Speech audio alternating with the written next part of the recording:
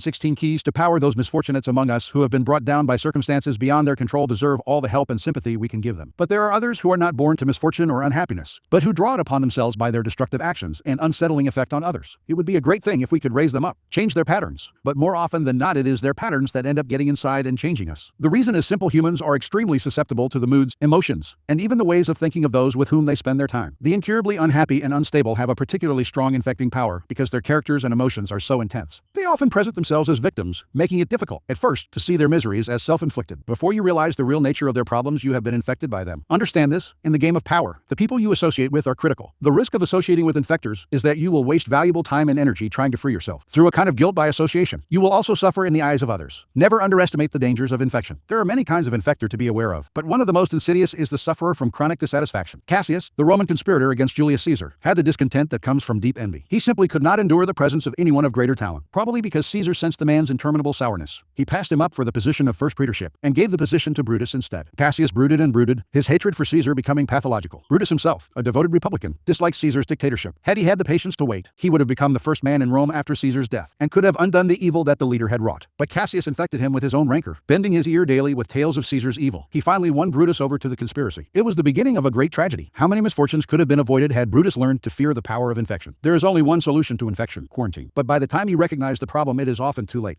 Lola Montez overwhelms you with her forceful personality. Cassius intrigues you with his confiding nature and the depth of his feelings. How can you protect yourself against such insidious viruses? The answer lies in judging people on the effects they have on the world, and not on the reasons they give for their problems. Image: a virus. Unseen. It enters your pores without warning, spreading silently and slowly. Before you are aware of the infection, it is deep inside you. Infectors can be recognized by the misfortune they draw on themselves, their turbulent past, their long line of broken relationships, their unstable careers, and the very force of their character, which sweeps you up and makes you lose your reason. Be forewarned by these signs of an infector. Learn to see the discontent in their eye. Most important of all, do not take pity. Do not enmesh yourself in trying to help. The infector will remain unchanged, but you will be unhinged. The other side of infection is equally valid, and perhaps more readily understood. There are people who attract happiness to themselves by their good cheer, natural buoyancy, and intelligence. They are a source of pleasure, and you must associate with them to share in the prosperity they draw upon themselves. This applies to more than good cheer and success. All positive qualities can infect us. Talleyrand had many strange and intimidating traits, but most agreed that he surpassed all Frenchmen in graciousness, aristocratic charm, and wit. Indeed, he came from one of the oldest noble families in the country, and despite his belief in democracy and the French Republic, he retained his courtly manners. His contemporary Napoleon was in many ways the opposite of peasant from Corsica, taciturn and ungracious, even violent. There was no one Napoleon admired more than Talleyrand. He envied his minister's way with people, his wit and his ability to charm women, and as best he could, he kept Talleyrand around him, hoping to soak up the culture he lacked. There is no doubt that Napoleon changed as his rule continued. Many of the rough edges were smoothed by his constant association with Talleyrand. Use the positive side of this emotional osmosis to advantage. If, for example, you are miserly by nature, you will never go beyond a certain limit. Only generous souls attain greatness. Associate with the generous, and they will infect you, opening up everything that is tight and restricted in you. If you are gloomy, gravitate to the cheerful. If you are prone to isolation, force yourself to befriend the gregarious. Never associate with those who share your defects. They will reinforce everything that holds you back. Only create associations with positive affinities. Make this a rule of life, and you will benefit more than from all the therapy in the world. Authority. Recognize the fortunate so that you may choose their company, and the unfortunate so that you may avoid them. Misfortune is usually the crime of folly, and among those who suffer from it, there is no malady more contagious. Never open your door to the least of misfortunes, for, if you do, many others will follow in its train. Do not die of another's misery. Balthasar Gracian, 1601-1658 reversal. This law admits of no reversal. Its application is universal. There is nothing to be gained by associating with those who infect you with their misery. There is only power and good fortune to be obtained by associating with the fortunate. Ignore this law at your peril. Law 11. Learn to keep people dependent on your judgment to maintain your independence. You must always be needed and wanted. The more you are relied on, the more freedom you have. Make people depend on you for their happiness and prosperity, and you have nothing to fear. Never teach them enough so that they can do without you. Transgression of the law. Sometime in the Middle Ages, a mercenary soldier, a condottiere, whose name has not been recorded, saved the town of Siena from a foreign aggressor. How could the good citizens of Siena reward him? No amount of money or honor could possibly compare in value to the preservation of a city's liberty. The citizens thought of making the mercenary the lord of the city, but even that, they decided, wasn't recompense enough. At last one of them stood before the assembly called to debate this matter and said, "Let us kill him and then worship him as our patron saint." And so they did. The Count of Carmagnola was one of the bravest and most successful of all the condottieri. In 1442, late in his life, he was in the employ of the city of Venice, which was in the midst of a long war with Florence. The Count was suddenly recalled to Venice. A favorite of the people, he was received there with all kinds of honor and splendor. That evening he was to dine with the Doge himself, in the Doge's palace. On the way into the palace, however, he noticed that the guard was leading him in a different direction from usual. Crossing the famous Bridge of Sighs, he suddenly realized where they were taking him to the dungeon. He was convicted on a trumped-up charge, and the next day in the Piazza San Marco, before a horrified crowd who could not understand how his fate had changed so drastically, he was beheaded. The two horses were carrying 2 loads. The front horse went well, but the rear horse was lazy. The men began to pile the rear horse's load on the front horse. When they had transferred it all, the rear horse found it easy going, and he said to the front horse, "Toil and sweat. The more you try, the more you have to suffer." When they reached the tavern, the owner said, "Why should I fodder 2 horses when I carry all on one? I had better give the one all the food it wants, and cut the throat of the other. At least I shall have the hide." And so he did. Fables. Leo Tolstoy. 1880-1910 interpretation. Many of the great condottieri of Renaissance, Italy suffered the same fate as the patron saint of Siena and the Count of Carmagnola. They won battle after battle for their employers only to find themselves banished, imprisoned, or executed. The problem was not ingratitude. It was that there were so many other condottieri as able and valiant as they were. They were replaceable. Nothing was lost by killing them. Meanwhile, the older among them had grown powerful themselves, and wanted more and more money for their services. How much better, then, to do away with them and hire a younger, cheaper mercenary? That was the fate of the Count of Carmagnola, who had started to act impudently and independently. He had taken his power for granted without making sure that he was truly indispensable. Such is the fate to a less violent degree. One hopes of those who do not make others dependent on them. Sooner or later, someone comes along who can do the job as well as they can someone younger, fresher, less expensive, less threatening. Be the only one who can do what you do, and make the fate of those who hire you so entwined with yours that they cannot possibly get rid of you. Otherwise, you will someday be forced to cross your own bridge of size. Observance of the law when Otto von Bismarck became a deputy in the Prussian parliament in 1847. He was 32 years old and without an ally or friend. Looking around him, he decided that the side to ally himself with was not the parliament's liberals or conservatives, not any particular minister, and certainly not the people. It was with the king, Frederick William Roman IV. This was an odd choice to say the least, for Frederick was at a low point of his power, a weak, indecisive man. He consistently gave in to the liberals in parliament. In fact, he was spineless and stood for much that Bismarck disliked, personally and politically. Yet Bismarck courted Frederick night and day. When other deputies attacked the king for his many inept moves, only Bismarck stood by him. The cat that walked by himself. Then the woman laughed and set the cat a bowl of the warm white milk and said, "Oh cat, you are as clever as a man. But remember that your bargain was not made with a man or the dog, and I do not know what they will do when they come home." "What is that to me?" said the cat. "If I have my place in the cave by the fire and my warm white milk 3 times a day, I do not care what the man or the dog can do." And from that day to this, best beloved, 3 proper men out of 5 will always throw things at a cat whenever they meet him, and all proper dogs will chase him up a tree. But the cat keeps his side of the bargain too. He will kill mice, and he will be kind to babies when he is in the house, just as long as they do not pull his tail too hard. But when he has done that, and between times, and when the moon gets up and the night comes, he is the cat that walks by himself, and all places are alike to him. Then he goes out to the wet wild woods or up the wet wild trees or on the wet wild roofs, waving his wild tail and walking by his wild lone. Just so stories. Rudyard Kipling, 1865-1936. Finally, it all paid off. In 1851, Bismarck was made a minister in the king's cabinet. Now he went to work. Time and again he forced the king's hand, getting him to build up the military, to stand up to the liberals, to do exactly as Bismarck wished. He worked on Frederick's insecurity about his manliness, challenging him to be firm and to rule with pride. And he slowly restored the king's powers until the monarchy was once again the most powerful force in Prussia. When Frederick died, in 1861, his brother William assumed the throne. William disliked Bismarck intensely and had no intention of keeping him around. But he also inherited the same situation his brother had, enemies galore, who wanted to nibble his power away. He actually considered abdicating, feeling he lacked the strength to deal with this dangerous and precarious position. But Bismarck insinuated himself once again. He stood by the new king, gave him strength, and urged him into firm and decisive action. The king grew dependent on Bismarck's strong-arm tactics to keep his enemies at bay, and despite his antipathy toward the man, he soon made him his prime minister. The two quarreled often over policy. Bismarck was much more conservative, but the king understood his own dependency. Whenever the prime minister threatened to resign, the king gave in to him, time after time. It was in fact Bismarck who set state policy. Years later, Bismarck's actions as Prussia's prime minister led the various German states to be united into one country. Now Bismarck finagled the king into letting himself be crowned emperor of Germany. Yet it was really Bismarck who had reached the heights of power. As right-hand man to the emperor, and as imperial chancellor and knighted prince, he pulled all the levers. Interpretation: most young and ambitious politicians looking out on the political landscape of 1840s Germany would have tried to build a power base among those with the most power. Bismarck saw different. Joining forces with the powerful can be foolish. They will swallow you up, just as the Doge of Venice swallowed up the Count of Carmagnola. No one will come to depend on you if they are already strong. If you are ambitious, it is much wiser to seek out weak rulers or masters with whom you can create a relationship of dependency. You become their strength, their intelligence, their spine. What power you hold. If they got rid of you, the whole edifice would collapse. Necessity rules the world. People rarely act unless compelled to. If you create no need for yourself, then you will be done away with at first opportunity. If, on the other hand, you understand the laws of power and make others depend on you for their welfare, if you can counteract their weakness with your own iron and blood, in Bismarck's phrase, then you will survive your masters as Bismarck did. You will have all the benefits of power without the thorns that come from being a master. Thus, a wise prince will think of ways to keep his citizens of every sort and under every circumstance dependent on the state and on him. And then they will always be trustworthy. Niccolo Machiavelli. When he 469, when he 527, the elm tree, and the vine, an extravagant young vine, vainly ambitious of independence, and fond of rambling at large, despised the alliance of a stately elm that grew near, and courted her embraces. Having risen to some small height without any kind of support, she shot forth her flimsy branches to a very uncommon and superfluous length, calling on her neighbor to take notice how little she wanted his assistance. "Poor infatuated shrub," replied the elm, "how inconsistent is thy conduct! Wouldst thou be truly independent? Thou shouldst carefully apply those juices to the enlargement of thy stem, which thou lavishest in vain upon unnecessary foliage. I shortly shall behold thee groveling on the ground." Yet countenance, indeed, by many of the human race, who, intoxicated with vanity, have despised economy, and who, to support for a moment their empty boast of independence, have exhausted the very source of it in frivolous expenses. Fables. Robert Dodsley. 1703, 1764. Keys to power. The ultimate power is the power to get people to do as you wish. When you can do this without having to force people or hurt them, when they willingly grant you what you desire, then your power is untouchable. The best way to achieve this position is to create a relationship of dependence. The master requires your services. He is weak or unable to function without you. You have enmeshed yourself in his work so deeply that doing away with you would bring him great difficulty, or at least would mean valuable time lost in training another to replace you. Once such a relationship is established, you have the upper hand, the leverage to make the master do as you wish. It is the classic case of the man behind the throne, the servant of the king who actually controls the king. Bismarck did not have to bully either Frederick or William into doing his bidding. He simply made it clear that unless he got what he wanted, he would walk away, leaving the king to twist in the wind. Both kings soon danced to Bismarck's tune. Do not be one of the many who mistakenly believe that the ultimate form of power is independence. Power involves a relationship between people. You will always need others as allies, pawns, or even as weak masters who serve as your front. The completely independent man would live in a cabin in the woods. He would have the freedom to come and go as he pleased, but he would have no power. The best you can hope for is that others will grow so dependent on you that you enjoy a kind of reverse independence. Their need for you frees you. Louis Roman 11 184 23 184 and 83. The great Spider King of France had a weakness for astrology. He kept a court astrologer whom he admired, until one day the man predicted that a lady of the court would die within 8 days. When the prophecy came true, Louis was terrified, thinking that either the man had murdered the woman to prove his accuracy, or that he was so versed in his science that his powers threatened Louis himself. In either case, he had to be killed. One evening, Louis summoned the astrologer to his room, high in the castle. Before the man arrived, the king told his servants that when he gave the signal, they were to pick the astrologer up, carry him to the window, and hurl him to the ground, hundreds of feet below. The astrologer soon arrived, but before giving the signal, Louis decided to ask him one last question. You claim to understand astrology and to know the fate of others. So tell me what your fate will be and how long you have to live. I shall die just 3 days before your majesty, the astrologer replied. The king's signal was never given. The man's life was spared. The Spider King not only protected his astrologer for as long as he was alive, he lavished him with gifts and had him tended by the finest court doctors. The astrologer survived Louis by several years, disproving his power of prophecy, but proving his mastery of power. This is the model. Make others dependent on you. To get rid of you might spell disaster, even death, and your master dares not tempt fate by finding out. There are many ways to obtain such a position. Foremost among them is to possess a talent and creative skill that simply cannot be replaced. During the Renaissance, the major obstacle to a painter's success was finding the right patron. Michelangelo did this better than anyone else. His patron was Pope Julius Roman II. But he and the Pope quarreled over the building of the Pope's marble tomb, and Michelangelo left Rome in disgust. To the amazement of those in the Pope's circle, not only did the Pope not fire him, he sought him out and in his own haughty way begged the artist to stay. Michelangelo, he knew, could find another patron, but he could never find another Michelangelo. You do not have to have the talent of a Michelangelo. You do have to have a skill that sets you apart from the crowd. You should create a situation in which you can always latch on to another master or patron, but your master cannot easily find another servant with your particular talent. And if, in reality, you are not actually indispensable, you must find a way to make it look as if you are. Having the appearance of specialized knowledge and skill gives you leeway in your ability to deceive those above you into thinking they cannot do without you. Real dependence on your master's part, however, leaves him more vulnerable to you than the faked variety, and it is always within your power to make your skill indispensable. This is what is meant by the intertwining of fates, like creeping ivy. You have wrapped yourself around the source of power, so that it would cause great trauma to cut you away, and you do not necessarily have to entwine yourself around the master. Another person will do, as long as he or she too is indispensable in the chain. One day, Harry Cohn, president of Columbia Pictures, was visited in his office by a gloomy group of his executives. It was 1951, when the witch hunt against communists in Hollywood, carried on by the U.S. Congress's House Un-American Activities Committee, was at its height. The executives had bad news. One of their employees, the screenwriter John Howard Lawson, had been singled out as a communist. They had to get rid of him right away or suffer the wrath of the committee. Harry Cohn was no bleeding heart liberal. In fact, he had always been a die-hard Republican. His favorite politician was Benito Mussolini, whom he had once visited and whose framed photo hung on his wall. If there was someone he hated, Cohn would call him a communist bastard. But to the executives' amazement, Cohn told them he would not fire Lawson. He did not keep the screenwriter on because he was a good writer. There were many good writers in Hollywood. He kept him because of a chain of dependence. Lawson was Humphrey Bogart's writer and Bogart was Columbia's star. If Cohn messed with Lawson, he would ruin an immensely profitable relationship.